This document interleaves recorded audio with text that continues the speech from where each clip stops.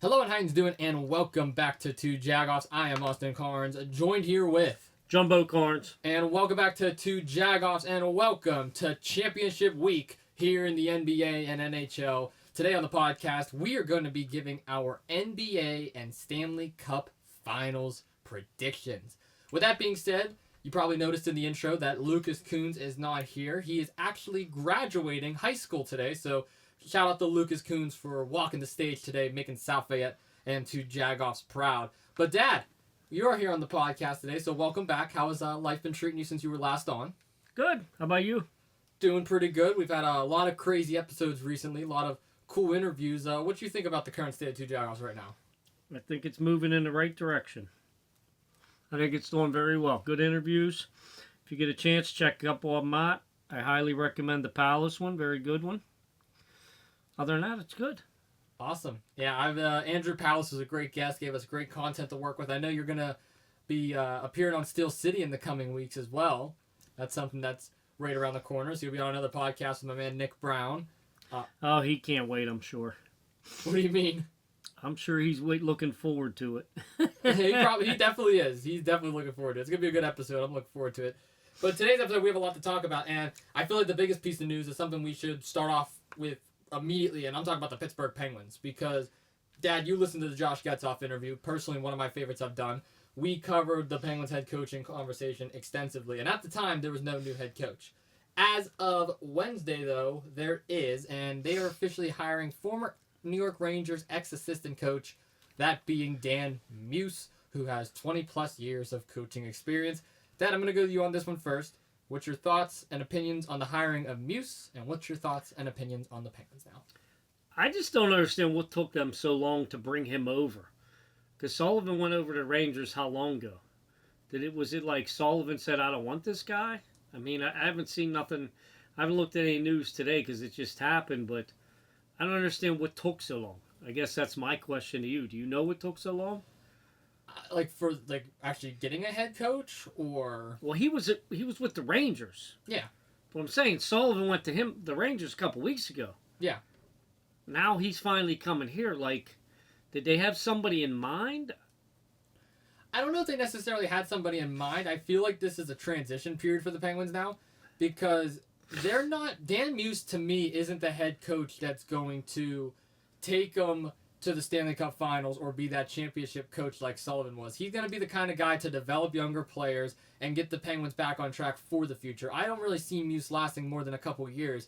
He doesn't really have any main coaching experience outside of being an assistant coach. I mean, last 5 years was with the Rangers, over 20 plus years in general, but I just don't know if Muse necessarily is going to come in and help Crosby get back to the promised land, or Letang back to the promised land. I think he's kind of just there to develop the younger guys that's on their way in, and to maybe make a new light of Pittsburgh. Because let's be honest, did we really see Muse running the same system Sullivan did? No. I guess my next question is, did he bring a goalie with him? As of this recording, there is no new goalie. It seems like the Penguins are still ruling with both Tristan Jarry and Alex Nedeljkovic. Well, there you go. There's a problem. Maybe he should have brought Jonathan Quick with him. That would have been nice. Or Igor. Or Igor Shesterkin, or however you say his last name. Shesterkin. Yeah. Listen, nothing's going to change in Pittsburgh. I told you, it didn't matter who they hired. They could have hired Scotty Bowman. They could have hired, Dan Quinn. They could have hired Dave Quinn, sorry. Dave Quinn. They could have hired Mario Lemieux. Nothing against Mario, but unless they're bringing a goalie with them, dude, we're still in the same situation. Our goalie sucks. Our defense is old and slow. That all needs to change. Yeah, I'll be honest. I don't really necessarily see too much hype behind this. I mean, obviously, I was the one calling for Sullivan's job for the longest time, and now that it happened and we're finally in a new era, I'm certainly looking forward to it. I feel like there's going to be some progression within the younger talent that they have, but as an overall team, don't expect more wins, don't expect their playoff appearances. Honestly, I would expect them to be worse going in the next season, even with Crosby still rostered, because of the new coaching change, because of the new landscape that he's bringing in. So I don't think this is going to be like a move like, holy crap, we're going to go always to the Eastern Conference Finals again and compete with Florida and Carolina and New Jersey and Washington. No, I feel like they're going to be better next year, but they're not going to be better in terms of their record. So, like I think I told you and Lucas when we were talking about Sullivan, and I believe we looped in Pirates manager just got terminated. Help me out with his name. What? Wait. Oh, wait, now I'm drawing a blank. Hold on. Wait, who did you say, Pirates or Penguins? Pirates. The manager just got fired. Oh, Derek Shelton. Derek Shelton. Yeah. I thought you said Penguins. I'm sorry. We were talking about him. We were talking about Sullivan. We were talking about Tomlin. Okay, you fired the coach. Does that make you make the playoffs? Nope. Make you a better team? Nope. I don't think it does. I don't think it necessarily does either, but don't you think it's going to be like a new light for them? Like, don't you think this is going to be like a new wave, new era where we can get like a new kind of player in there? If anything, this is going to be Dubas's pick now. If that's what this is going for, then let's go get Dubas his starting, his new coach, and he's got to build his team. But once again, if you do not get a goaltender and tighten up that defense, it does not matter. So let's put this in better perspective for a second. If we're looking at the team overall, you're still saying now that Dan Muse is the head coach, if you're in that Penguins front office, the number one major concern going into this next season, going into the draft process, training camp, whatever, should be goalie. It should have been for the last 3 or 4 years. Yeah. I mean, here's the thing about it. Let's face reality. We looked it up. He's like at $5 million. He's on the cap for like $3 million. There's no team going to take him for $3 million. And if he somehow pulls off a trade to get rid of him and get somebody in here, I will come on here and publicly apologize for the fact that he addressed the problem. But it's not going to happen because nobody wants Jarry. Who wants him? Nobody. They didn't want him down in Wilkes-Barre. They're like, get this bum out of here. I mean, he did come back and play decently well towards the end of the year, but I mean, they weren't really playing level of competition like they were earlier in the season. I was talking to somebody at work today, and they were telling me that they believe he has a hip injury for the last 3 years. Who, Tristan Jarry? Yes.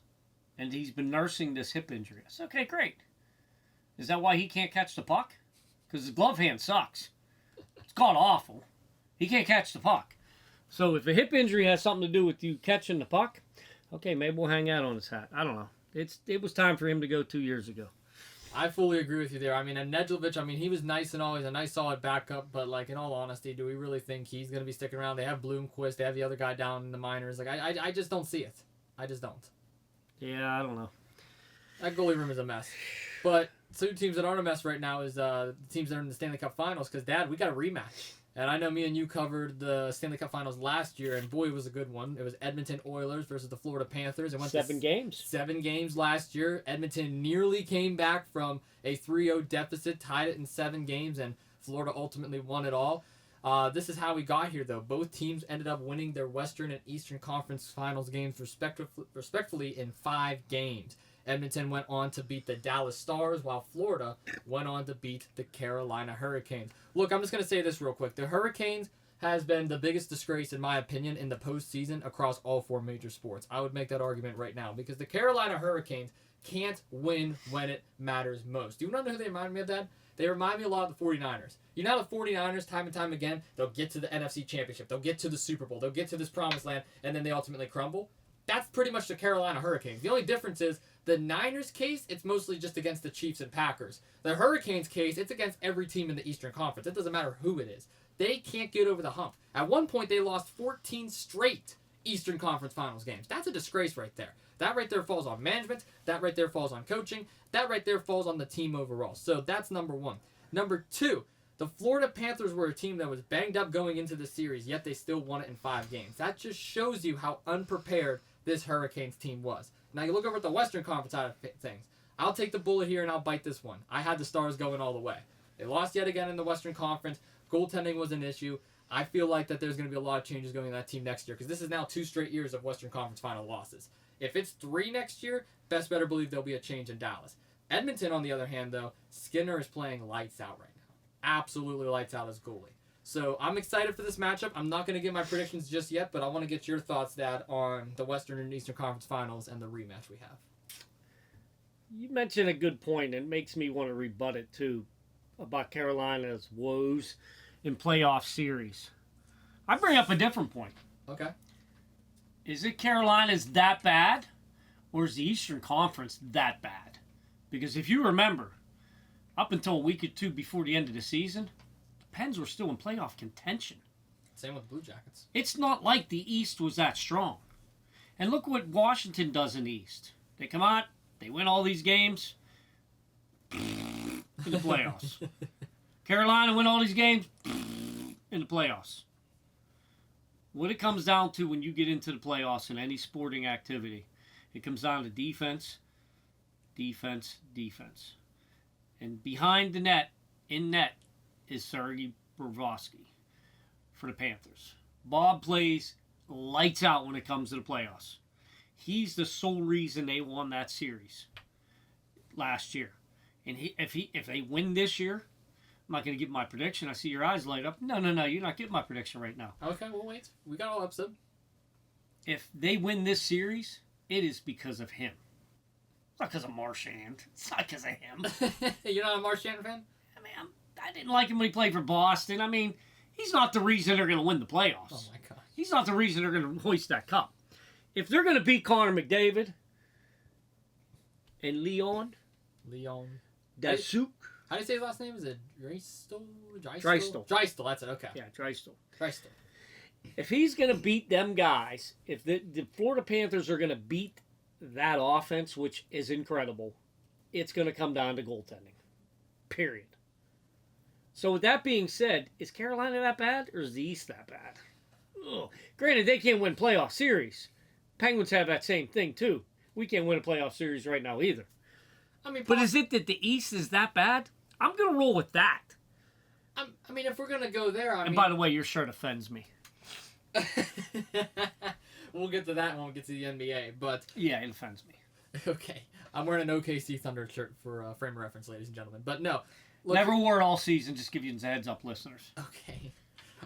Look, here's the thing with the Hurricanes. I do think it is a team issue, though, because when you look at the other teams in the Eastern Conference that were eliminated, are we going to say the same thing about the Maple Leafs?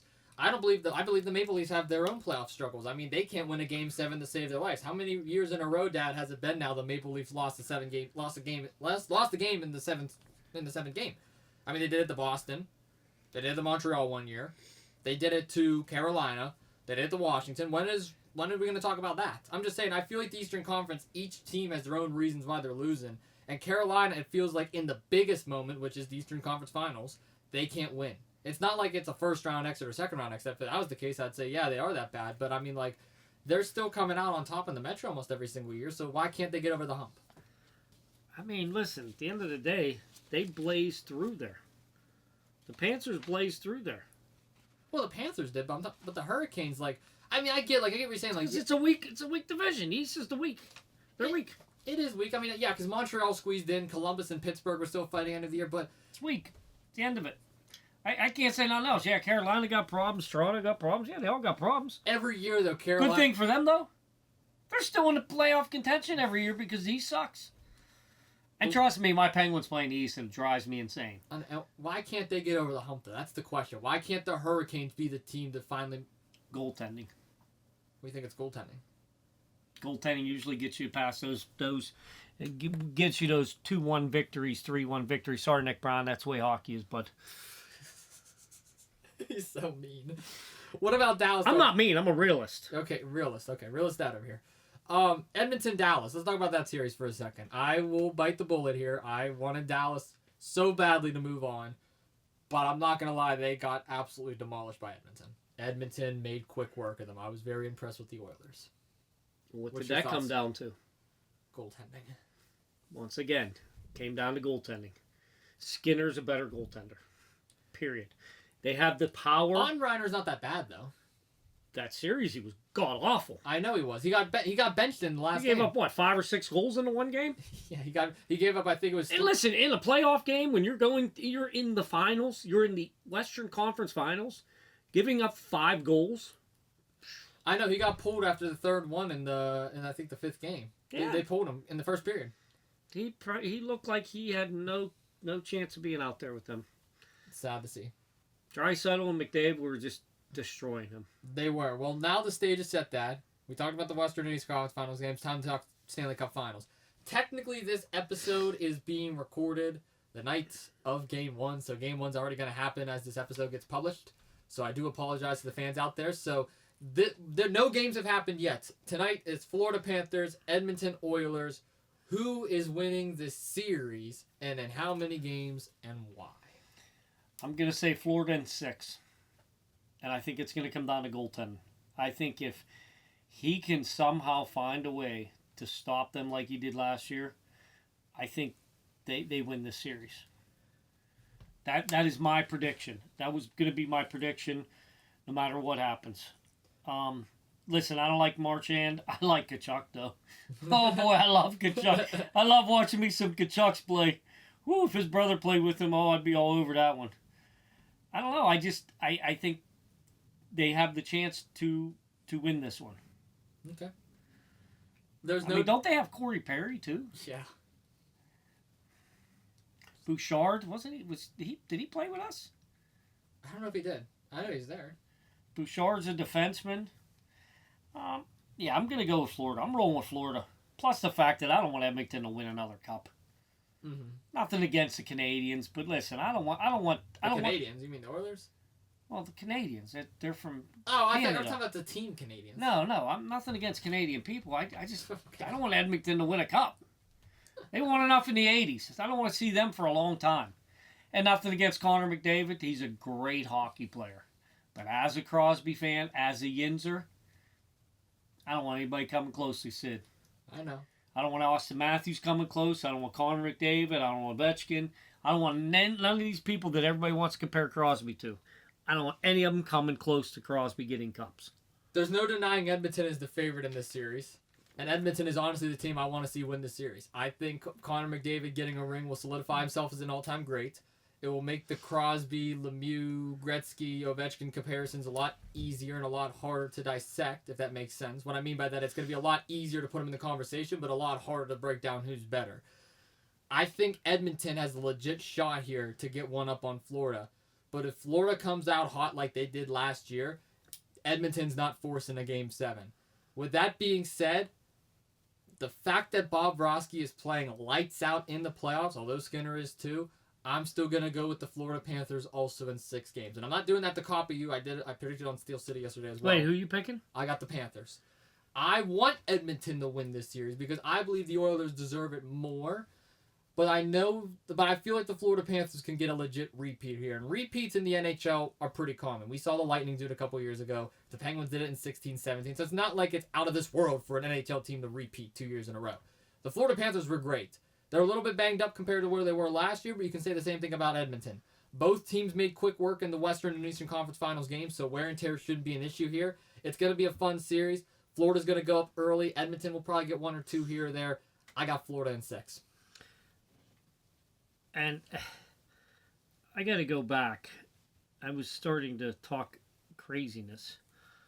You were talking craziness. Yeah, I mentioned Corey Perry and Bouchard. They play for the Oilers. I don't know why my brain went that way. That's what I thought you were talking about. No, I was talking about Florida. And then okay. I said I like me some Tkachuk. I think Tkachuk sets the tone early. I think, he gets physical with the... I don't know who they're going to line him up with. I don't know what line he's going to be on. If it's going to be Draisaitl or if it's going to be McDavid, it's going to be a third line. I do not see any of the pairings. Or it depends on where the game is. They get the last pick on what line goes out with what. I have my suspicion that they're going to try to put, which would be smart, Tkachuk's line against McDavid's line. That's what I would do if I was coaching.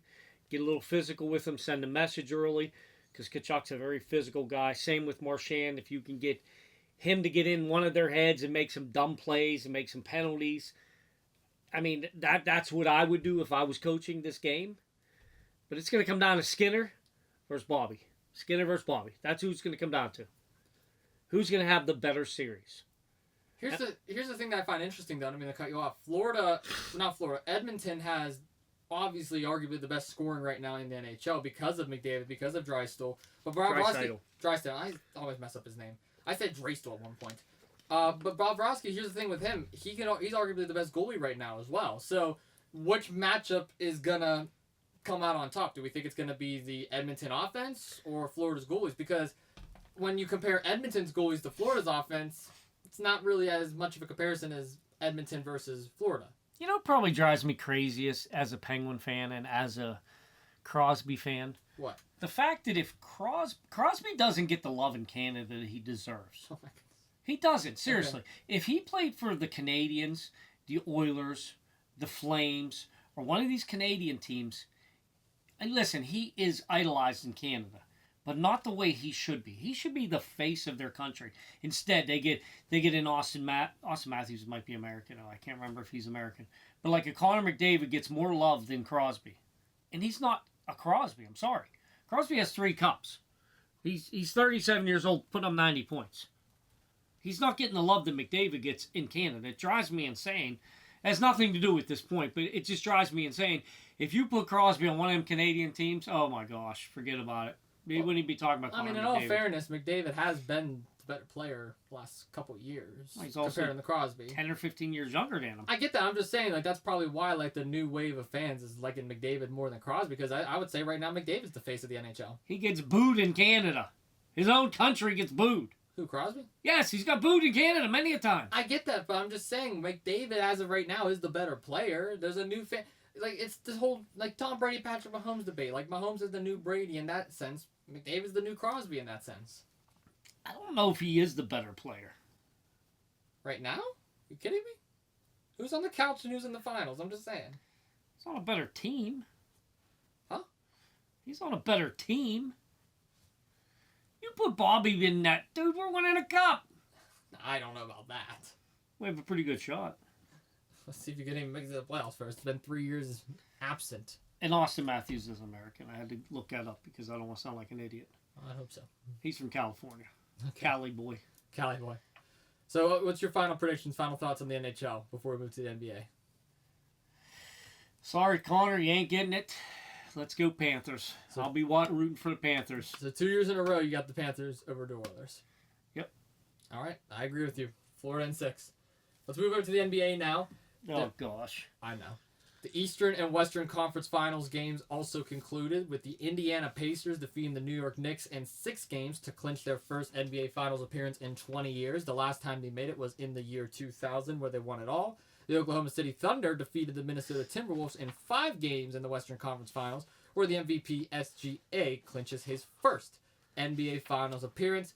This is an interesting matchup. 2 young, inexperienced teams going head-to-head. Dad, what's your thoughts on all this? You're ruffling your papers over like crazy. I know you got the notes ready to go. Who you got in this? All right, let's go to this pathetic, embarrassing, disgusting, What? god-awful poll that I filled out. Oh, okay. I'm about to say. I had the Celtics winning it against the Lakers. Apparently, I thought it was 1985. It wasn't. Apparently, I had the Pistons losing to the Celtics, which they made it pretty far. I had your Bucks winning. I had the Cavs winning. That didn't happen. I didn't have the Pacers getting out of the first round in the East. They're your Eastern Conference guys right now. All right, then we go to the West. We have the Mavericks defeating the Thunder. I didn't even have Thunder come out of the first round as the number 1 seed, which is god-awful. The Clippers. Then I had the Mavericks losing to the Lakers in the finals. I had the Lakers beating T-Wolves. They lost that series, first round. I had the Warriors and the Rockets. Whew. Let's burn these. That's pretty bad. Yeah. That's really bad. Very bad. Apparently, I don't know basketball real well. That's all that tells me. Or I'm not good at picking basketball picks. I don't know. I'm going to jump on a bandwagon, I guess. I guess that's where I'm going. I kind of have to. I'm going to go with the Pacers. And I'm going to solely go for one reason. I don't really know the Pacers that well. I was looking them up. I'm going to go for one reason alone. Pittsburgh connection. Oh my God, TJ McConnell. It's the only thing I can come up with. I didn't expect the Pacers to be there. I mean, you're wearing a Thunder shirt, so maybe that's the other reason why I'm going to just pick against them. You didn't have them all year, did you? Had them going far. How far did you have them going? Western Conference Finals. Did you? Yes. Actually, no. I think I had them go in the NBA Finals. No, I don't think you did. No, I didn't. I don't think. I had them. Don't try to say that. Don't No, fool these listeners. You did not have them that high up. I had them in the second round. Losing second round to the Nuggets. Who's their biggest name for them? Who, Thunder? Yeah. Oh, Shai Gilgeous-Alexander. He's the MVP right now. Okay. He's the reigning MVP. And who's the big guy for the Pacers? Pascal Siakam. Look, here's the thing with both of these teams and the Western and Eastern Conference Finals. Minnesota obviously was outmatched by OKC once more due to the fact that they did not have size. Rudy Gobert is there, but Karl Anthony Towns being a New York Knick definitely hurt them. Oklahoma City is younger, they're quicker, they're more experienced in the sense that they've been to the Western Conference Finals before. They had their heart broken last year by the Nuggets, and they ultimately got their revenge, which gave them all the motivation they needed to get far. Chet Holmgren is there, both of the Williams, Lou Dort, SGA. They got a loaded team, they got a loaded squad. In terms of the Eastern Conference, the Knicks should have won the series. The Knicks should have had the Pacers, but they didn't because they let momentum get in their way. The Pacers are a team that can spread the court and not have to utilize superstar players. Dad, how many times do you see in the current NBA that your superstar player has to drop 25 or 30 points a night or you're not guaranteed to win? You need your star player to drop that many points to win. If Curry doesn't do it, the Warriors are probably not winning. If LeBron doesn't do it, the Lakers probably aren't winning. If Jokic doesn't do it, the Nuggets probably aren't winning. If the Bucks don't do it, Giannis isn't winning. It happens all across the NBA. The Pacers are a little unique, though. Their star player is Tyrese Halliburton. That guy's been playing electric all year. He doesn't need to drop 25, 30 points to win a game. He can have 6 points, maybe 10 or 15 assists, and he's going to win that game for them because they have a bunch of guys to spread the floor with. With Benedict Mathurin, with Pascal Siakam, who they brought in from Toronto, won the finals back in 2019. You got TJ McConnell from the wing. There's a lot of different guys they can move the ball around with, and it's unique. They have a nice pick and roll. They have a nice offensive threat. I think the Pacers can go very far this year, but the Oklahoma City Thunder wants vengeance. They believe they should have won the finals last year, which is why I'm wearing the shirt and why I'm saying Thunder in 6. Thunder in 6. Who has the better defense? Thunder. Easily, Thunder has a better defense. Have they faced the team that does the pick and roll? I mean, have they faced any teams The that Nuggets, do that? Jokic and Murray, yes.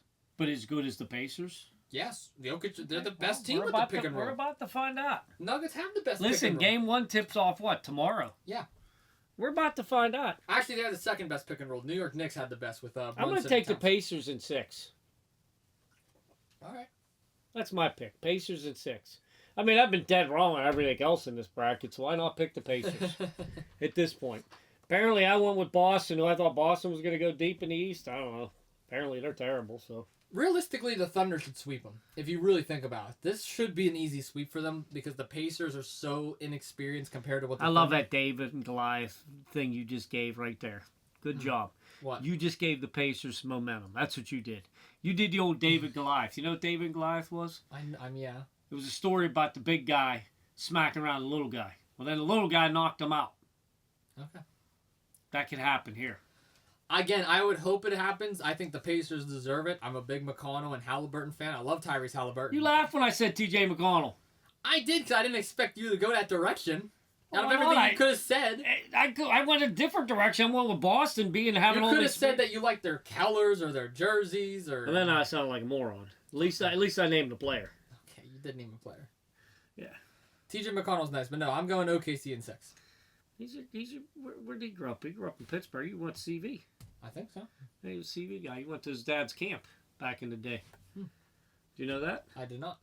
They gave you a game ball. His dad? Yeah. You got a game ball when you went to that camp. From McConnell's dad? Yeah. Oh, that's sick. There you go. Maybe we can get McConnell on the podcast. That's up to you. Well, there is some other news that I want to talk about. I don't know if you heard this or not, Dad. Speaking of the Knicks, right after the New York Knicks lost their Eastern Conference final game, they ended up releasing head coach Tom Thibodeau after 5 seasons. I'm going to be 100% honest with you. This is the worst decision that the New York Knicks has made in the last 20 years. When you bring in a guy in Tom Thibodeau 5 years ago, back in 2020, he's brought you success every single year, improvement every single year. You make a generational trade for a generational talent in Jalen Brunson, who is slowly becoming one of the faces of the NBA. You then go out and get Karl Anthony Towns, which is the first size that you have had in a very long time. You go from barely missing the playoffs to barely making the playoffs to being a second-round team to now this year being an Eastern Conference Final team, yet you get rid of him after his first Eastern Conference Finals appearance as the head coach of the Knicks. Why? Why would you give up on him that quick? You haven't been relevant in 20 years. So why, to me, would you give up on the one coach that has brought you players, that has chemistry? You brought in the Villanova connections with Josh Hart. You got rid of Dante DiVincenzo. You were able to ship off Julius Randle and bring in some picks. You were able to bring in some compensation. Why would you get rid of him? To me, this is the worst decision Leon Rose has made as owner. This is the worst decision the New York Knicks has made overall as a management perspective. And this right here, as bad as the Eastern Conference is, they're going to set them back. It was an emotional fire, is all it was. They needed somebody to take the fall for that loss. You said it, they should have won the series. Somebody had to pay the price. They didn't blame the players. They didn't blame the refs. They didn't blame anybody. They put it solely on the coach. The coach didn't lose that game. No. He wasn't the only reason they lost that game. We watched Game 7. He was not the only reason they lost that game. Game 6, I'm sorry. He was not the only reason they lost that game or that series. The reason they lost that series is they got outplayed. Period. So my thing is, I agree with you 100%. Why are you firing the coach? That's an emotional move. That's all that is. That's it. Or tell me, they haven't come out and tell me why. If it wasn't on emotions, come out and tell me why. Mm-hmm. Say give me reasons why he got fired. They didn't do that. They just parted ways with him. I'm not saying we deserve to get a reason, but you're basically telling me he changed the image of that organization. He made it relevant, and you fired him. That's how you returned the favor? I don't know. If somebody's making me millions of dollars, I don't fire them. I hook them up. Take care of them. That's what you're supposed to do. Apparently not in New York. I don't know. Only 5 seasons. That's the part that baffles me. 5 seasons you give up on them. And the first year they make the Eastern Conference Finals in damn near 20 years, you want to get rid of them the season after. Not even the season. Like I said, I think it has to be an emotional fire. I don't think it has anything to do with his coaching abilities. My opinion. Not at all. And then they want to talk about possibly bringing in Budenholzer or Frank Vogel, and they couldn't even keep a job in Milwaukee and Phoenix. So why are you going to bring in 2 coaches that, yeah, sure, won championships and been to championships before, but why bring them in and completely mess up the chemistry that you already have established? The players trusted him. Why would you get rid of him? You know, I hate that analogy when they say, well, this guy won a Super Bowl, this guy won a World Series, this guy won a Stanley Cup as a coach, this guy did this guy did that. That was there. That's not here. Mm-hmm. The dynamics may not be the same in both places. Look what happened with Belichick. Yeah. I mean, I'm sorry. It's just because I'm a good coach in Chicago does not mean in Pittsburgh I'm going to be a good coach. I'm still going to be a good coach. I shouldn't say it that way. Let me get that back. That doesn't mean I'm going to win a championship in Pittsburgh like I did Chicago. I still may be a good coach, but I could be in a bad situation. I could have bad players. I could not have the right dynamics that I had in Chicago. That doesn't mean I'm going to be a victorious coach. I'm going to win a championship just because I won one in Chicago 2 years ago. That one has nothing to do with the other. Mm-hmm. No, I fully agree with you. And here's the thing, too, that I find interesting. When you're looking at Mike Sullivan, the point that I made with him a long time ago in the Penguins was success was dwindling. They went from 3 first-round exits to 3 missed playoff appearances. There was a reason behind why he was being released. There was a reason why they were moving on. Yeah, he kept calling for his job, poor guy. Yeah, I mean, I had to. Not once I've ever came on here and talked about Tom Thibodeau going for his job. And I've been hard on the New York Knicks. I've been one of the most hardest people out there on the Knicks because I believe they can be better than they actually are. And this past season was their year to finally go somewhere. Boston went down because of Tatum's injury. The Cleveland Cavaliers completely choked in the second round. So out of all the teams this year, this should have been the Knicks year. This should have been the year that they are in the NBA Finals and trying to beat their curse. But they couldn't do so. They couldn't play defense. And the Pacers exposed that. Like I said, they can spread the court. They did just that against the Knicks. Halliburton didn't even have to play lights out. See, I think this is the year of Boston. Boston should have won it. Never mind, I was just making a joke. this should have been the year, but if Tatum didn't go down, but oh my goodness, what a disgraceful season. Do you remember when he went down what you said to me? What? You're like, hey, you know Tatum went down? I'm like, yeah. You're like, what do you think about that? And I go, well, there went my poll. I think that's what I was thinking too. There goes our football pools or basketball pools. You could use mine as a football. Punt it. Punt it. Well, that is our final thoughts on both the NBA and NHL. Dad, did you have any other final words that you wanted to say before we move into our next topic? Nope, I'm good right there. I think we covered it all. And I actually have some breaking news as of a couple hours ago that I wanted to report. This is They got rid of Jari. I wish. Oh. I wish. This is actually Aaron Rodgers signs with Steelers. No. Oh. But breaking news, the Phoenix Suns are hiring Cleveland Cavaliers assistant coach Jordan Ott as their franchise's new head coach. Let's just say hopefully they don't make this 4 years in a row of firing a head coach, because the last 4 seasons the Suns have signed somebody and got rid of him before the year ended. So yeah, I don't get that. I don't either, especially when you have a team that has both Kevin Durant, Devin Booker, and Bradley Beal on it. Doesn't Durant want out though? Durant wants out. If I'm Kevin Durant, I would want out. Why would I want to play for a team that can't even hold on to a head coach? Makes no sense to me. I want to move over to the NFL real quick though, Dad. There's a lot of rumors going on. I feel like this is a weekly conversation with you at this point, but it has to be said because no moves have been made, or as of right now, no moves have been made. The Pittsburgh Steelers are still in the search for their franchise quarterback.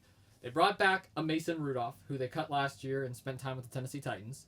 They drafted Will Howard in the 6th round, rookie quarterback out of the Ohio State University. They have Skylar Thompson rostered as well. And now there are rumors circulating about both Aaron Rodgers possibly signing with this team again, and now a Kirk Cousins if the trade can be made between the Falcons and Steelers. First of all, what's your thoughts on one of those two quarterbacks possibly being the Steelers franchise guy, and what's your thoughts overall about this whole quarterback carousel that's going on? Do they really want him? They're in talks. Wait. Say the second one? Kirk Cousins. Oh, my Lord. Oh, my Lord. I didn't know they were in talks with him. I don't know if it's like aggressive talks, but like the name has been floating around. Because everything I'm reading, the Steelers are basically begging Aaron Rodgers to come to Pittsburgh, which they should because their quarterback room is god-awful. I mean, if they plan on winning, Lucas sat right there, looked me dead in the eye. Congrats on graduating. But he looked me dead in the eye and said that they were going to win 8 or 9 games with Mason Rudolph as their starting quarterback. Ridiculous. Absolutely insane for him to think that. I think he was, I don't know, maybe he was on finals week. I have no idea what he was thinking when he made that comment. He was up till 5 a.m. last night, so. But my whole thing is, if they don't go after Aaron Rodgers, Kirk Cousins ain't going to do nothing, so. If they don't go after Aaron Rodgers, you might as well pack it in. Tomlin may be on his first ticket out of Pittsburgh because they're not winning 9 games with Mason Rudolph. Kirk Cousins either. I don't even think I think Mason might be a better quarterback than Kirk Cousins. I don't know about that one. That one I may have to step in and disagree with you. I mean, for how many games has Kirk Cousins won in the last 3 to 5 years? I mean, respectfully, if you really think about it, Cousins kind of should have won that game against the Chiefs last year. I'm not trying to bring it up because you're a Chiefs fan. I'm just saying, like, if there wasn't that questionable call on Kyle Pitts, I mean, Falcons honestly were the ones that get the win. Just saying, I'm not trying to be that guy. First game of the season. I get that, but still, I'm just saying. And what happened after the first game of the season? He got benched for a rookie in Michael Penix Jr. I know. I'm just saying, if you look at the quarterback room right now, I think Kirk Cousins is the worst option, not even because of his playability, because of his contract.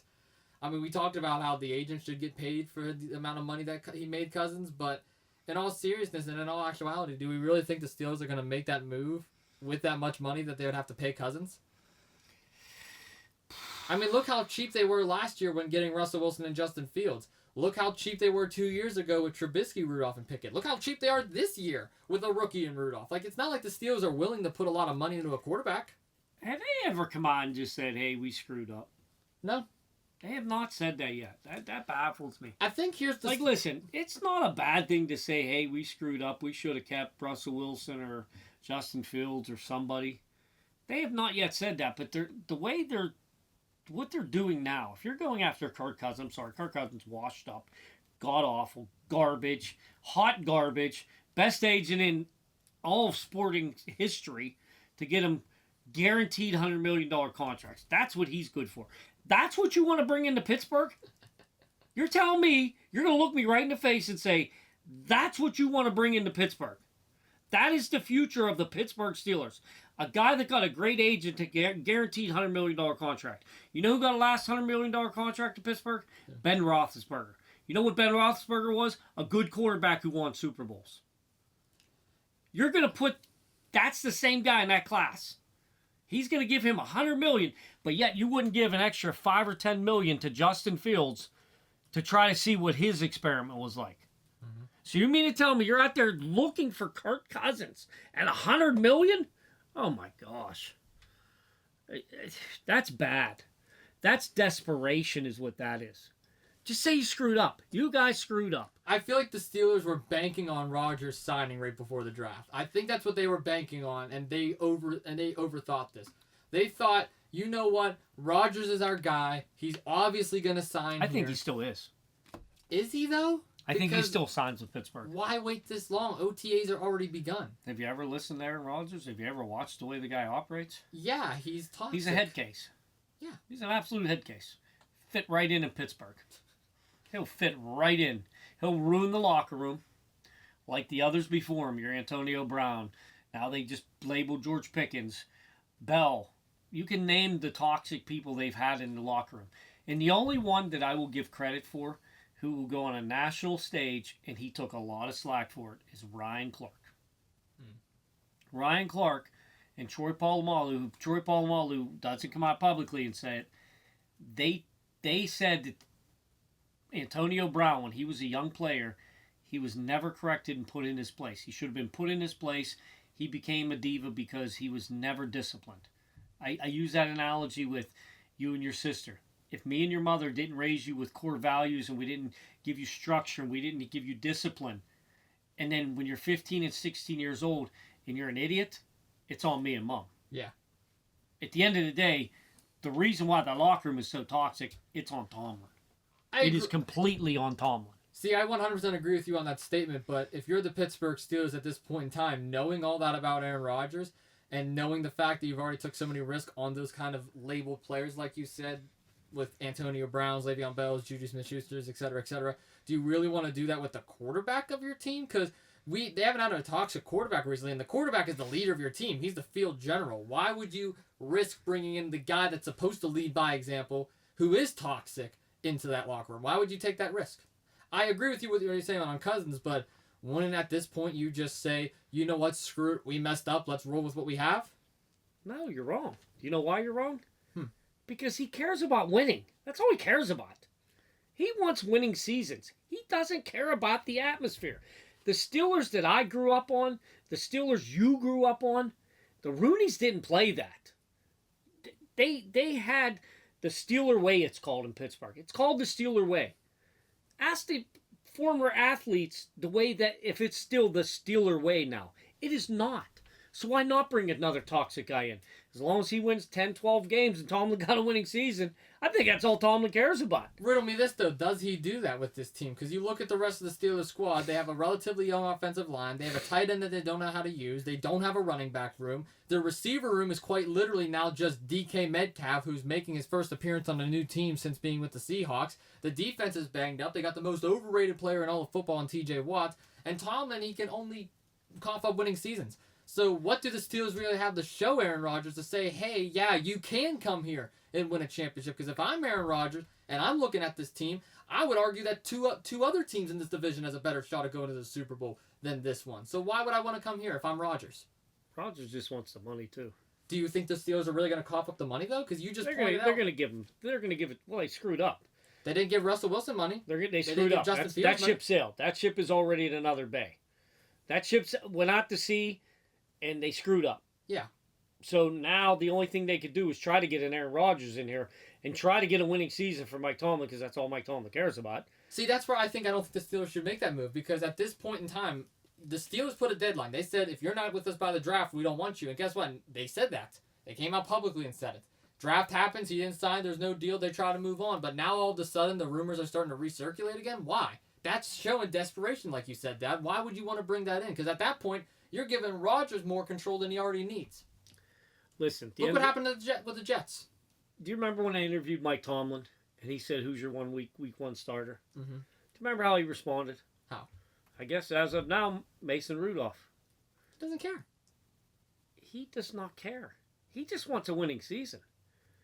If he cared that much, Justin Fields should be a Steeler.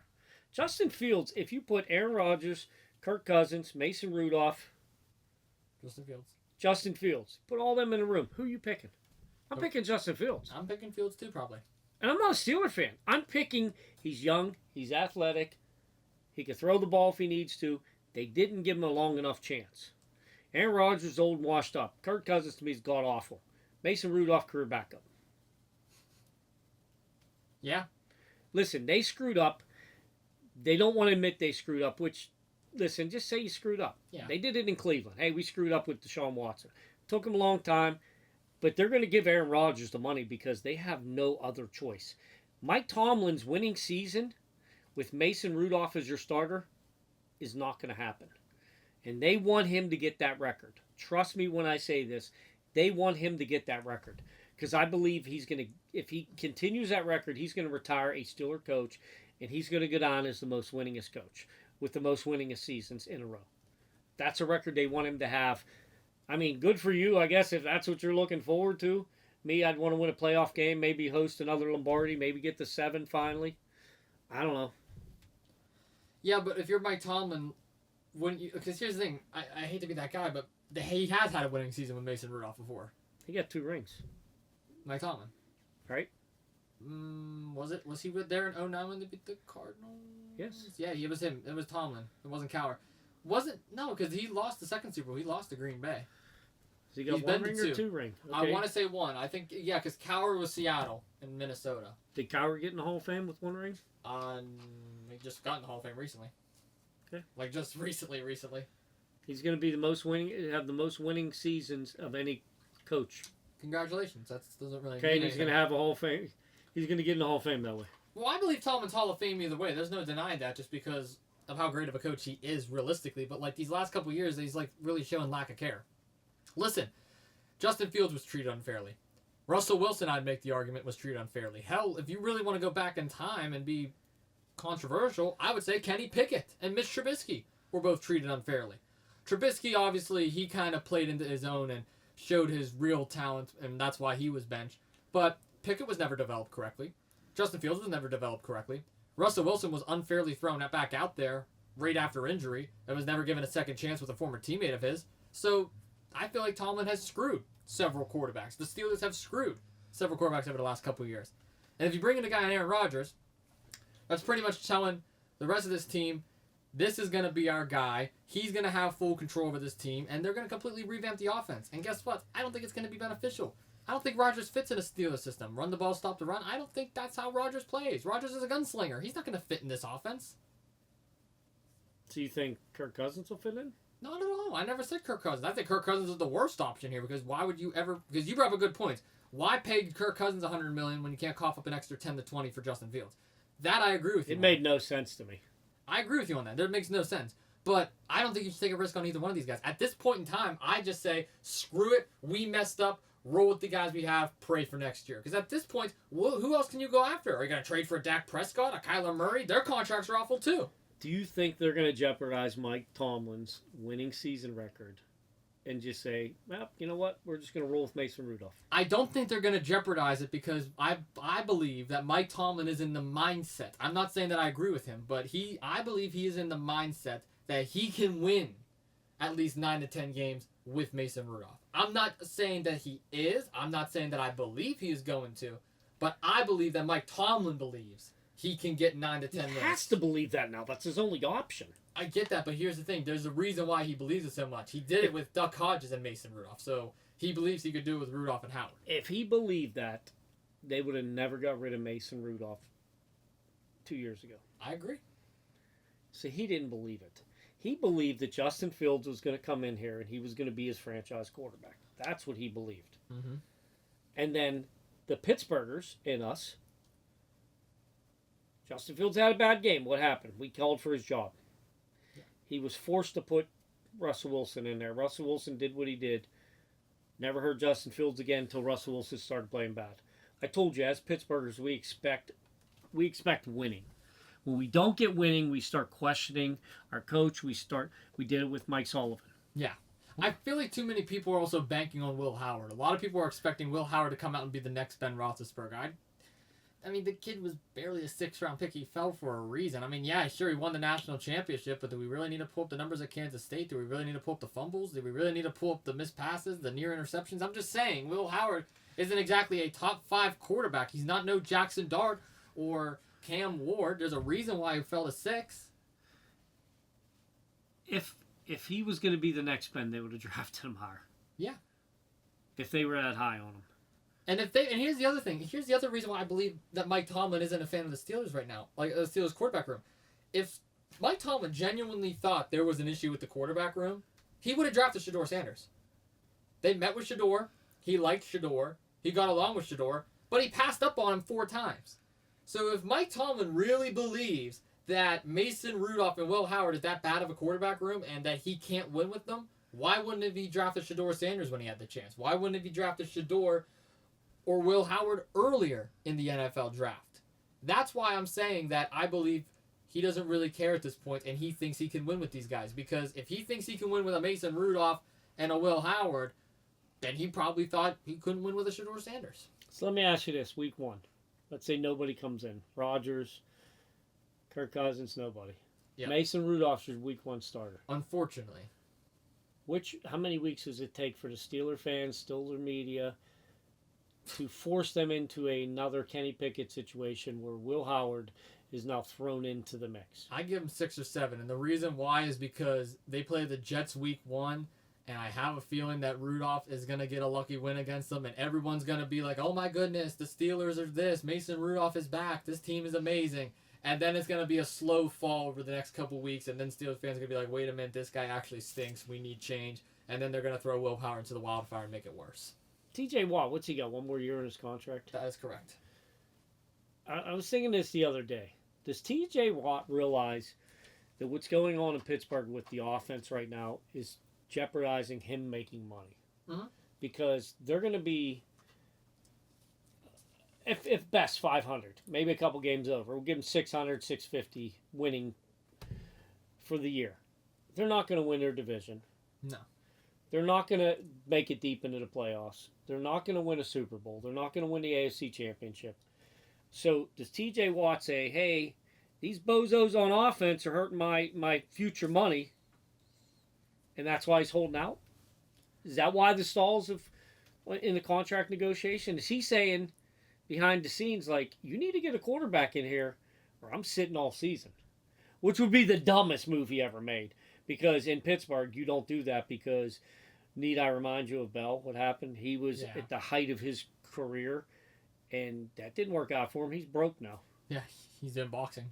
Yeah, he's getting beat up. He's getting hit in the head. He got hit in the head in negotiations. He's getting hit in the head now in a ring.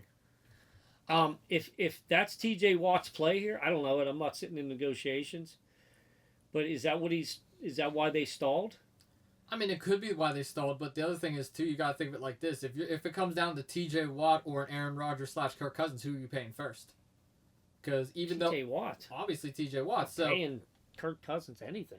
I'm just saying that's the point where the Steelers are at right now. They are in a corner because it's either they cough up all this money for Rodgers, who's not guaranteed to even be there for longer than a year, or you pay TJ Watt, who is a generational talent. Although I believe he's overrated, he's still the best player on their team. So decisions have to be made, and I don't know if Pittsburgh is willing to pay as much as they probably should. Listen, if they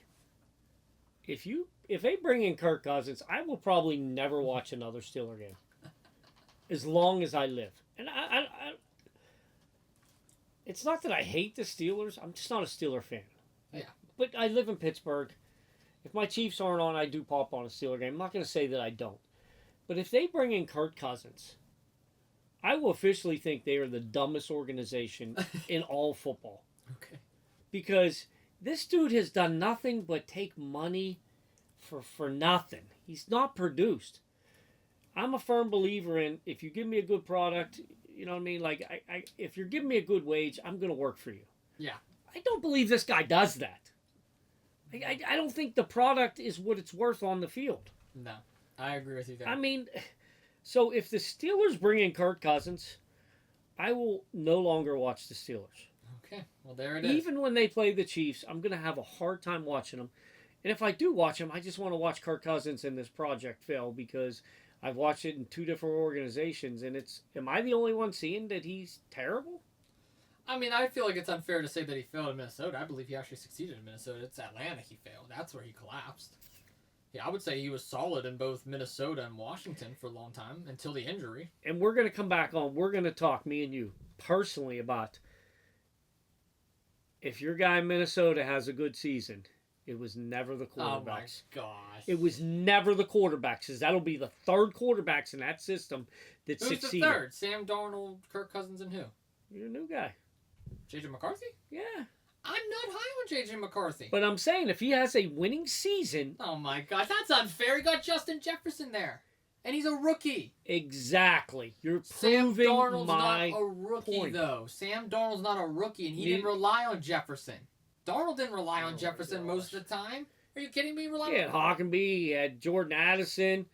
Yeah. He had a great offense. You're making my point better. Okay, did he have a great offense in Carolina? And he sucked. No, he did not. Not in the last 2 And games. he Are you sucked. kidding me? Stop. We're not going back to Sam Darnold right Listen, all I'm saying to you is if McCartney has a good season in Minnesota, it's safe to say it's the system. It's pretty safe to say it's the system because Kirk Cousins did nothing after he left there. He had 1 good season there, maybe 2. He had Stephon Diggs, too. Don't act like he didn't have anybody good. He's always had a good receiver. He went to Atlanta and was god-awful. So it's the system in Minnesota. That's all I want to say. All right, we'll see. If McCartney has more than... If he has 500 or better, it's definitely the system. And I want you to apologize to me that you don't think it's the system. Okay, I guess we'll make it. Because you just said you're not high on the guy. How many victories you think you're giving McCartney? 8 or 9. 8, 9, 10, somewhere around there. That's a winning season, bud. 8's not a winning season. I say right 9. there. 9 and up is a winning season. We'll go 8 there's and 17 9. games. We'll go 8 to 9. I think he's either just gonna barely have a winning season or just barely have a losing season. That's where it's at. So if he has the winning season, will you admit that it's the system? I will admit that Kevin O'Connell is great at developing quarterbacks. Okay, then it's the system. I never said it's the system. I said he's great at developing quarterbacks and putting them in the comfortable situations. Oh my God. I will say that Kevin O'Connell, because Kevin O'Connell was a quarterback himself. Are we going to forget that he sat behind Tom Brady? Listen, I know you're interviewing politicians, but you just sounded don't like a don't spoil politician. don't spoil Sunday's episode now. You just sounded like a politician right there. You walked around the fact that it's the system. And where do you think I get that from? Just say, wait, amount of you and Mom, where do you think I get that from? I don't dance around stuff. I call it out. Okay. I call it out. Go Teamsters. If it looks like a rat, smells like a rat, guess what? It's a rat. And his name is Kirk Cousins. Okay. Well, I want to move over to our final sport that we're talking about today's episode, and that's my cup of tea, the WWE. I'm a big-time professional wrestling fan. We just had Andrew Palace on this past Sunday, my personal favorite interview. And a person just got recently released from WWE who is, in my opinion, one of the most entertaining wrestlers of all time, one of the most underrated wrestlers of all time, one of the longest tenured wrestlers of all time, and his contract is up and it is not going to be renewed. I'm talking about R-Truth. It's now on the screen right now as we speak. R-Truth is a WWE legend, a comedic genius, and has brought so much to the WWE. I want to wish him nothing but the best in the future outside the WWE. My dad has a smirk on his face. I smell an argument on the way. Thank you, R-Truth, for all the love, laugh, and memories that you brought. Go ahead. First off, let's go back to another interview you did. And let's thank a Pittsburgh legend, a Pitt legend. Yes. Tyler Pelko, first ex-NFL player to bless us with his presence on this podcast. He just followed me on Instagram today. And it was a great interview. He gave a lot of content, a lot of stuff that we didn't know, as fans. And it was a good interview. You asked him a lot of tough questions, and it was a good interview. I hope that's not the last of your professional athletes that you have on here. Palace, I said earlier, good interview. Now let's get into R-Truth. I said this to you. I'm going to say it to the listeners. You had to get rid of him. You had to. It's business. At the end of the day, it's a business decision. I don't know if I said it that way to you. Mm-hmm. It's a business decision. You have all this talent in NXT, all this talent that you can't put on the main roster. There's only one way to do that. And as somebody that represents older people in unions and stuff like that, you got to offer a retirement package to get the younger people in and move them up into the ladder. The only way to get your younger talent signed and move them up, got to get rid of some older guys. I hate to say it. I mean, they got to. His time has come. He's 60 years old. I like professional wrestling. You know I always do. We enjoy going to indie shows. I don't want to watch a 6-year-old on a mat, dude. I don't. 50s, but yeah. I don't. I'm sorry. When Ric Flair was in his 60s or 70s taking his shirt off and go, woo! Nothing against Ric Flair. Yeah, the time has come and gone, bud. R-Truth is still in great shape. R-Truth looks like he's in his 30s. I'm not saying he isn't, but his time has come and gone. It's time to move to the next generation, the next era. And you're not going to allow these younger guys to get a shot if you're keeping an R-Truth around. Listen, I liked everything he did. I like R-Truth. I think he's hilarious. But at the end of the day, you got to move some old guys to get young guys in there. Well, you know the rumors. Carlito's also gone now too, and there's now rumors of the Miz. Do we believe that it's unfair the way they're moving on? How old's Carlito? He's up there.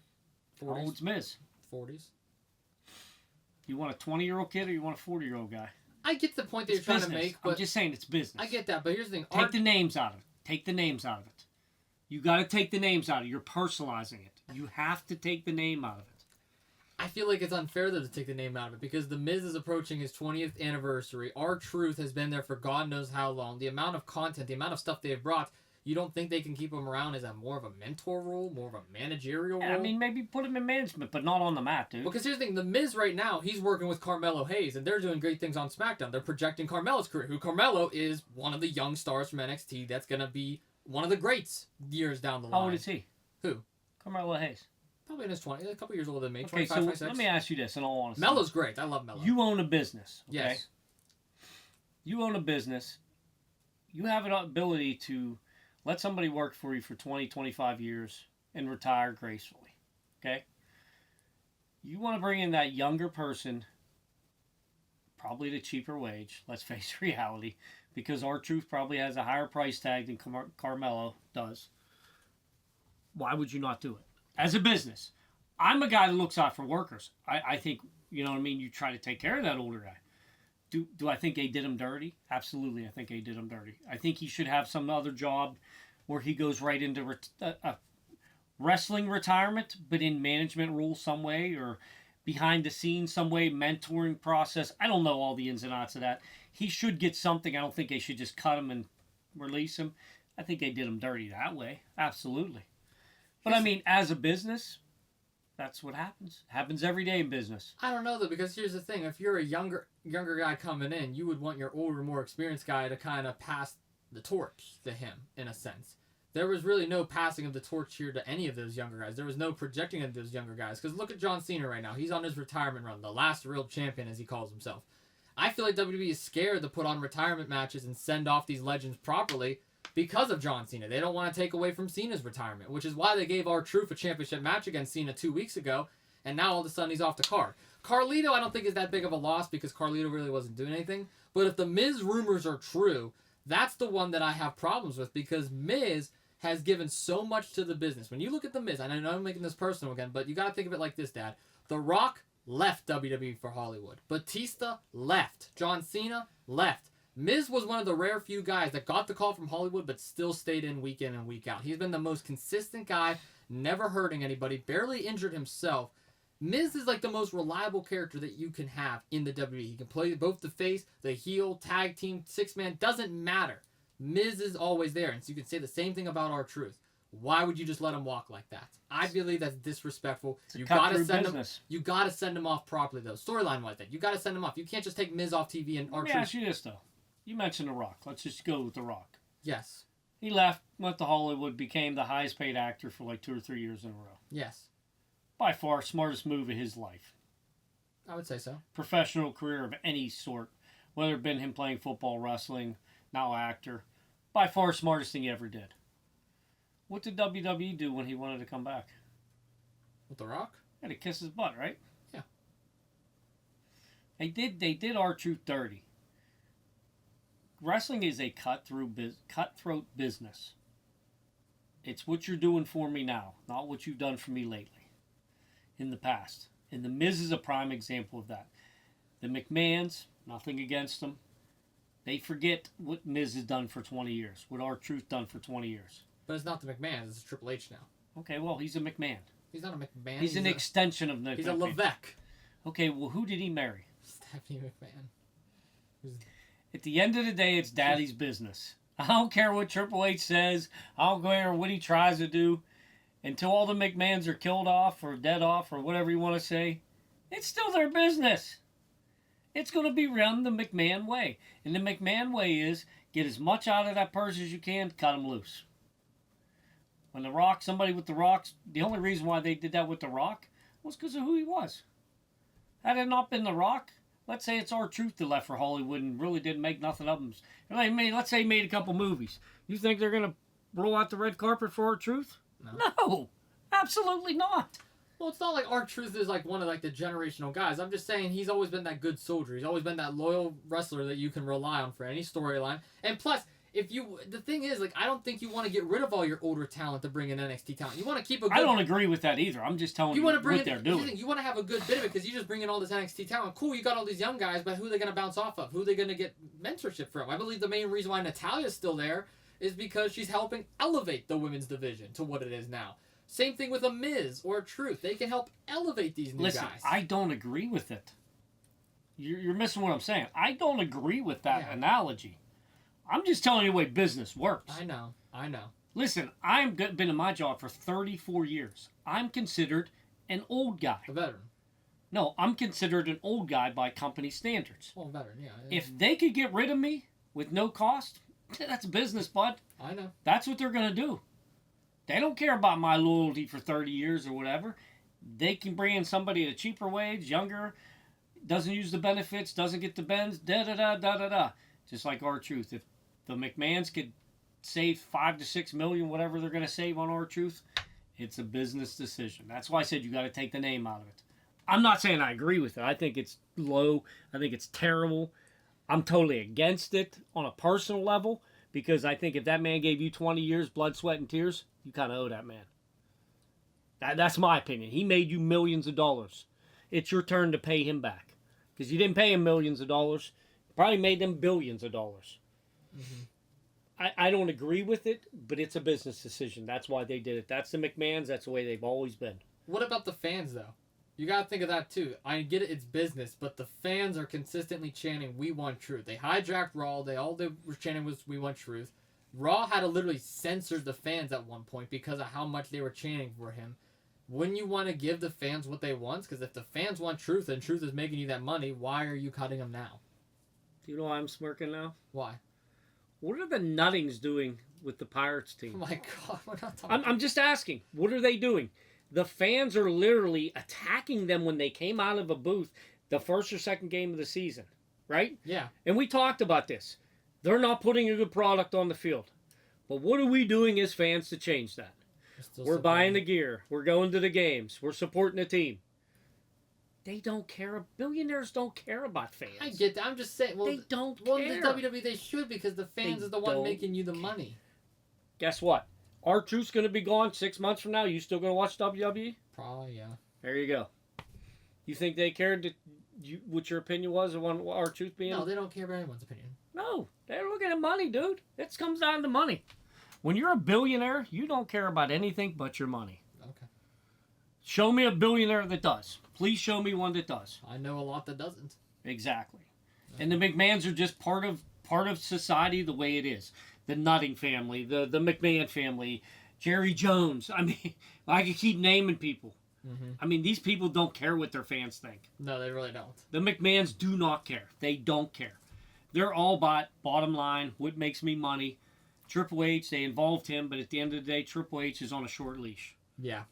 He's going to do what he wants to do, but at the end of the day, if it costs them money, they're pulling that leash. He's going to be like a dog choking. It's what he's going to be like. Am I right or wrong? I guess you're right. I'm asking if you understand my point of view. You're right. You're right with the whole business perspective. But again, I'm thinking of it at this from. You're thinking of it as a fan. Not even just a fan. I'm thinking of it as a guy that has sacrificed so much and gave so much to your company, and you just let him walk like he's nothing. If this was just some random trainee or a guy who's barely been on the roster for a couple years, I would be more understanding. I'd be maybe upset they didn't utilize him properly. But the fact that it's a guy that you just had in the WWE Championship match against John Cena 2 weeks ago, and now all of a sudden you're cutting him like he's nothing, that's where I have a problem with it. He just fought John Cena in the main event of Saturday Night's main event with Jesse Ventura on commentary and Pat McAfee and Michael Cole, and 2 weeks later you're just going to pretend like he never exists. Okay, let me ask you this. What did Corey Graves say to get himself in trouble? He was unhappy with his current position. How'd they treat his loyalty? Where was their loyalty to Corey Graves? Who me and you both agree is probably up there with one of the top announcers. And I believe it was, let me see the interview, Andrew Palace maybe. Palace, yeah. And I believe both of you guys quoted the fact that he was a better commentator than, I forget what. Than McAfee. Yeah. I think you took Michael Cole. I think Palace may have taken Corey Graves. No. Palace took Jim Ross, but I get what you're saying. But he was up there. In your guys' analogy, he was up there. And shout out to Andrew Palace too, dude. Every time we go see him, he's awesome. I can't wait till the 21st. We're going there to watch IWC. I can't wait. You know what I mean? I'm going to go up, shake his hand, tell him great interview. I did comment on his repost on Instagram, I think it was. It was like I put must-see interview, great job, something like that. But both your guys' analogy on that was Corey Graves is a great commentator. Amazing. And he is. So he spoke his mind, and what did the McMahons do? They made a business decision. Got him. They got him. They have no loyalty. If that didn't show you loyalty, and I know you're playing on emotions, and you're speaking on you being a fan and what our truth is given, but at the end of the day, it's a business. I know. It's a business decision, and they will find somebody to replace our truth, Corey Graves. I'm telling you, the only reason they brought The Rock back is of the name. They didn't do that with Brock Lesnar. They didn't roll out the red carpet for Brock Lesnar. Well, they kind of did with Vince, but I get what you're saying. Yeah, I mean, they didn't. I don't know. I mean, look at some of the guys that have gone. I mean, look at DX. Let's pull up DX, okay? We're going to go on DX for a minute. Okay. Billy Gunn and Road Dogg, right? Yeah. Them, Triple H, Shawn Michaels, and X-Pac. That was DX. They single-handedly helped them beat WCW when it was Raw vs. War. DX was the reason why that company survived that war. Mm-hmm. What did they do with Billy Gunn and Road Dogg? Okay. Where's loyalty? I get it. It's just there's so much going on in the WWE right now, and they're a global brand. This is arguably the best product they've ever put out, and the fact that they just cut the guys that have been there for so long doesn't sit right with me. It don't sit right with me either. It does not. Do you know why it doesn't sit right with me? Because they're workers, and they're not protecting the workers. That's true. And you know that's my job every day. To protect the workers. What did I tell Sam? That was the reason why he got my vote. He promised me that he was going to look out for workers. That's true. If you're going to look out for workers, you got my vote on anything. Yep. I got your back 100%. The moment you go against workers, I'm against you. I want to end off this episode just last talking point with WWE. What's your current thoughts on the current state of it overall right now? I don't know how much you've been keeping up with it recently. Cena's the champ. Jey Uso. Yeet is world champ. Logan Paul's on the rise again. What's your thoughts on WWE right now? I think it's on a little downslope. I think it was on high last year. I think it's on a downslope. I think they need some big change up because I get the Cena retirement tour. Glad they're doing it for him and everything. But what really they got going on after that? They got Cody back. Cody got an amazing pop. Okay, what are they doing with that? I think it's good. Here's the thing. I like what Seth is doing. But I'm saying, what are they really doing? Are they utilizing Cody right now? Yeah. No, not really. Not as much as they could. The thing that's holding them over the top right now is Seth Rollins and his new faction with Braun Breaker and Bronson Reed and Paul Heyman. I like that little faction they got going on. But that's it's like our evolution. Okay, that's like one thing. What else is going on? I mean, you could say the women's division is at an all-time high right now. They just called up two of the best NXT talents in Stephanie Valkyria and Julia. I don't know. I think the storyline is getting stale. Maybe that's the way I should say it. I think the storylines are getting stale. I think something big needs to happen. And I agree with you, and that's why Money in the Bank is in 2 weeks, and we can finally cash a new women's champ and a new men's champ.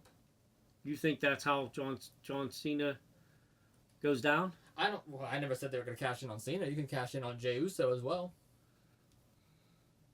There's the world title as well. Why not? If I'm winning Money in the Bank, I'm going for a big title. I'm not going for a little title. It is they're both big titles. John Cena's big title on SmackDown. That's big title on Raw. Just like there's the women's. Who would you rather go after, Jey Uso or Cena? Jey Uso, because I can win the title easily. Cena's gonna have The Rock and Travis saying, Scott. I'm just saying, if you want the gold, you want to be the man. It's both gold. It doesn't matter. To beat the man, you got to beat the man, right? Is that the old slogan? Yeah. Well, if I beat John Cena, I got The Rock on one end, I got Travis Scott on the other, I got TKO behind me. I'm good. I just let me go after Jey Uso. He's gonna be eating with McAfee on the desk. Hit him with a chair. Cash in. Boom. 1, 2, 3. I'm champ. World champ, and then I'll be no yeet. Yeah. Yeah. All right, Dad. Well, ending off today's episode. Final thoughts to Jagoffs content. We have you said it. I'm not going to say names, but we do have a politician for our first ever interview this Sunday. Keep nailing them. And listen, if people out there, come on the podcast. I'm not saying that because he's my kid. He's good. He's good at his craft. Thank you, Dan. Yeah, seriously. I like the fact that Palace came on. Hopefully, he can get some other wrestlers in our locker room, get on here. We got a couple. Because that's your passion. Yeah. You know what I mean? I know the one that you told me you're in talks with, and I hope he gets on there because I follow him on Instagram. I've talked to him personally. He's a good guy too, so hopefully you can nail that one down and nail down some more wrestlers because that's your cup of tea. I'm glad that you're doing different interviews. Like you got a wrestler on, you've had a football player on, you've had broadcasters on, you've had some college kids on. You know, you said you're nailing down a politician or two. Listen, that's what it's about, man. Keep chasing. You're doing amazing things, and thank you to everybody that's, been on and pledging to be on, and I can't wait to hear the interviews. Of course. And I'm going to shoot some questions. I'm going to do it behind the scenes. Of course. Hell yeah. Well, to end this off, there's 14 interviews we did. We don't have to rank them or anything like that because I don't want to put names under the bus, but I do want to get maybe your top 2, top 3 favorites. Maybe a Mount Rushmore if that's possible. The names we've had on, just to say them, Devontae Dean, Lance Fisher, Matt Palangi, Kevin Homa, Kyle Archer, Keandra Brown, Jason Earl, Rob King, Tyler Palco, Robbie Smikowski, Bill Hillgrove, Caden Warner, Andrew Pallas, Josh Getzoff. I mean, I think the Kyle Archer is the only one you didn't finish, right? Yeah, and I apologize. I'm in the process. I got tied up and I was behind a little bit on interviews. But, so I can't even comment on Kyle Archer because I only probably listened to about a half hour of it. Maybe 20 minutes of it. Wow, if I had to rank a quick ranking... Not even all of them, just a couple I'll you do liked. Top 3. Top 3? Okay. I would probably say that Robbie was number 1. And Smikowski? Was. Oh, until I heard Getzoffs. Oh. I nailed Getzoffs? I think both of you nailed it. I don't think it was one-sided. I think both of you nailed it because he gave you a lot of great content. He gave you a lot of great advice. And maybe this is where, nothing against the athletes or anything like this, I'm looking at it strictly from who's giving you the best advice and most direction for your career and helping you along that path, and the interview being solid on top of it. And I'm going to go Getzoff, Robbie Yankowski, and I'm going to go Pallas. I truly enjoyed Pallas because, dude, he was in character the whole time. He gave me so much to work with. He was in character, and the fact that he kept messing with you, I like that. And I think that's why I like Robbie's too, because he was a Jagoff. He played the Jagoff role. He jumped right in and jumped on it. That's why he was my number 1. The Getzoff was a good interview. Yeah, that's might be my most professional. I think that was, and the fact that he gave you a lot of Penguin knowledge too. Oof. That's why I'm putting that above Robbie and Pallas. Nothing against them two guys. Like, I like their interviews too. They're 2 and 3 for me. That's just my own top 3. That's fair. I have Warner up there too. I know that's the college athletes. It's a little harder to put him up there with guys who's already in the business, but that one opened up so many different outlets. Oh, dude, trust me, that was a great one. He's in my top 5. Caden Warner, yeah. But I only gave you 3, so. That's fair. You know what I mean? And nothing against Devontae Dean. I feel like he always gets cut up. It was a shorter interview. Yeah, he's always. He's a young kid. You know what I mean? Much respect to the kid. I have to throw that out there. Kevin, you're just a goofball. We love you, Kev. But Fisher and Palangi, they're both students still, so. Was it Palangi, the one that said Dallas was going to win the Super Bowl? That was Nick Brown, but Palangi's also a Dallas fan. He said they have a legit shot. They got enough of their own problems with their teams they root for. All right. And then I did like the girl from Duquesne. Keandra Brown, yeah, she was awesome. Yes, Keandra Brown was awesome. Jason Earl from Pitt. And who doesn't love Bill Hillgrove? Oh, Bill Hillgrove's great. King, I mean, that was fantastic. I mean, there were big-name guys coming on the show. Palco, one of my personal favorite Pitt players, so. Earl is another one. Yeah. Earl was a good interview, too. I liked him, too. I was sick that week, so I'm mad at myself for that interview, but I was actually just texting him today. Well, the beauty is, he's already said, just like most of them have said, they would be willing to come back on. You want to hear some breaking news? Robbie and Smikowski will be back on in the next couple weeks. Yeah? Well, maybe you'd link me in on a Zoom call so I can ask him some questions. I'm down. He'll be coming on the next couple weeks. I just got off the phone with him last night. It's funny because a lot of these people I actually talk to consistently. Like, Palco just started following me on Instagram yesterday. Nas Fisher likes my stuff all the time on Instagram. Same with Matt Palangi and obviously Palace. Who was the one I was just... Oh, I was just literally texting Jason Earl earlier about possible opportunities at Pitt for in the fall. So, yeah, I'm in contact with all these people, which is great. Every single one of them agreed to come back on. And the good thing is they, like, Rob King, Inkowski, Jason Earl, and Getzoff. The thing I really liked, and a shout-out to all of them, nothing against any of the other ones, but they truly, if you watch and listen to the podcast, they want to watch you succeed, you personally. They took to you, they liked you, they want you to succeed. And as your father, I love hearing that. I love seeing that. But it seems to be in the sports broadcasting field, I can't remember which one of them said it. Pass it down. They want to pass it down. Robbie said it. That was Robbie. They all showed that in their interviews. And I recommend going back and watching all the interviews. But if you watch the way they were talking and the way they want you to succeed. And Palace said it too, which surprised me. He said that he came on your podcast because he sees you doing big things. That was shocking. He said that wasn't shocking. Well, it was shocking that he doesn't do other interviews, but he only did mine because of that. And that's pat yourself on the back. That's because of he's seen what you're doing.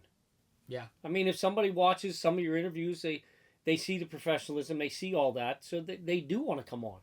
You know what I mean? And I like the fact that all the broadcasters are throwing your name out there, come on the show and say, hey, you're doing the right things. Here's what you need to do, and giving you knowledge as far as, and I think the best piece of advice was, don't turn anything down. Can't remember who said that.